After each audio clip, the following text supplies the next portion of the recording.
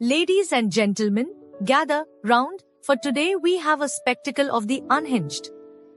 A maelstrom of misplaced fervor and absolute digital derangement, wrapped in the guise of so-called activism. Yes, I'm talking about Bad Empanada, a YouTuber who embodies a calamity of misguided rage, going after creators left and right with an energy that, frankly, would be better spent pursuing a doctoral thesis in pettiness. I feel like we can call people like Bad Empanada obsessed. I mean, like, we can, but the issue with Bad Empanada, it's not really that he's obsessed. The issue is that he like full doxes people and tries to get people, I'm not exaggerating there. That's the issue with Bad Empanada. So like Bad Empanada is just like covering people a lot, and I mean it's whatever, but it's the fact that he actively doxes people and then tries to get those people either or you know, posted in hostile environments or whatever, you know. So Bad Empanada's thing is way more than just being like obsessed, you know. He tried getting on Relly's stream yesterday. Yeah, he even reached out and DM'd me for to do a debate. But I would never platform that guy. That guy deserves to be like in prison or something. Like, yeah, that dude is like evil. Like, he's on the short list of people that if I saw him at an event that I was at, like I would either call security or I would just leave.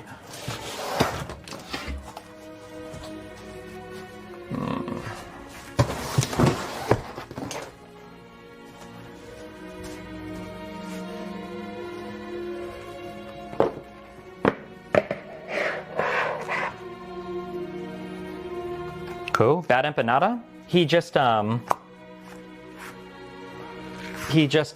insane. He actively doxes people and spams people and makes like death threats about people. Yeah. The obsessed defense is the exact same as TDS. Yeah, it's the Trump derangement syndrome. It is. And you can see how effective it is. Like you see like even the media, you know, fell for it. The mainstream media is like dictated by trying to be fair and not partisan or whatever, to the point that they end up giving Trump a pass for so much insane shit. It's ridiculous. Now, it's one thing to be critical, another thing to disagree. By all means, let 1,000 criticisms bloom. But Bad Empanada? This guy takes it to a level that's beyond comprehension. He's not merely a critic, he's a walking vendetta, a digital vigilant seemingly obsessed with tearing down creators through tactics that would make even the most cutthroat politician blush. First off, let's address the absolute ferocity with which Bad Empanada hurls accusations at anyone he deems unworthy or insufficiently pure in their leftist beliefs. Oh, he's not just pointing fingers, he's invoking the entire armory of vitriol to lay siege to people. Whether they're socialist or progressive, it doesn't matter. If they stray even slightly from his personal orthodoxy, he's ready to declare a one-man crusade against them. And this isn't just critique, folks. No. We are talking about the man's penchant for doxing. Yes, outright exposing private information, a tactic as dangerous as it is unconscionable. And for what?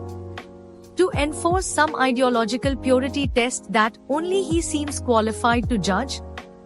If that's not the epitome of unchecked, messianic zeal, I don't know what is. And let's not forget, it's not just the targeting itself, it's the method.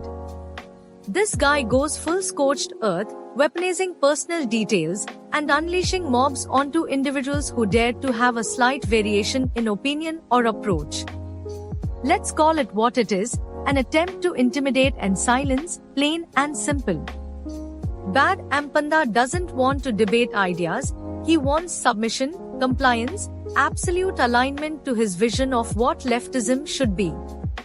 And if you're not ready to kneel at the altar, well, he'll make sure your digital life is a living nightmare. Destiny, ever the Grand Inquisitor of the YouTube debate scene, has seen this playbook before and knows exactly the damage it causes. Destiny knows that once you give a platform to people who will stop at nothing, who will burn down the village to catch a single counter-revolutionary, you're basically inviting chaos. It's not about open dialogue or a battle of ideas, it's about unleashing a bulldozer to run over anyone who stands in the way. Even Destiny, with his willingness to engage nearly anyone, wouldn't dare touch this toxic grenade. Bad Empanada isn't just obsessed, he's an ideological firestorm looking for his next blaze. But you may ask, why does he go after his own comrades? You'd think that in the world of leftist YouTube creators, there would be some camaraderie, some shared vision, some coalition of ideas. But no, not for Bad Empanada.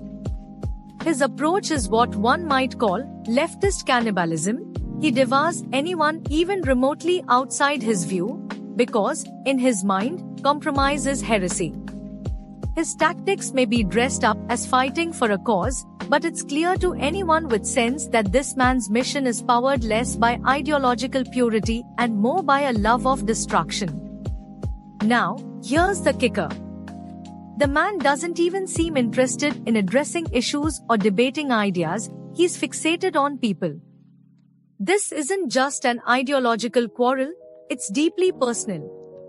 He hunts for any perceived missteps in the personal lives of other creators, weaponizing private information in a way that's far more sinister than any disagreement on policy. He'll send his followers to harass, to spam, to bully. And as a result, anyone who catches his ire can expect an onslaught of unwelcome attention from his cronies, who seem to believe that terrorizing someone online is the pinnacle of activism.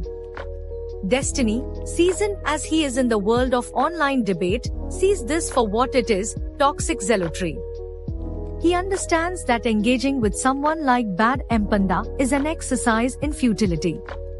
You're not discussing points, you're dealing with a digital crusader who sees dialogue as weakness and dissent as betrayal. This isn't someone who's interested in building bridges or fostering understanding.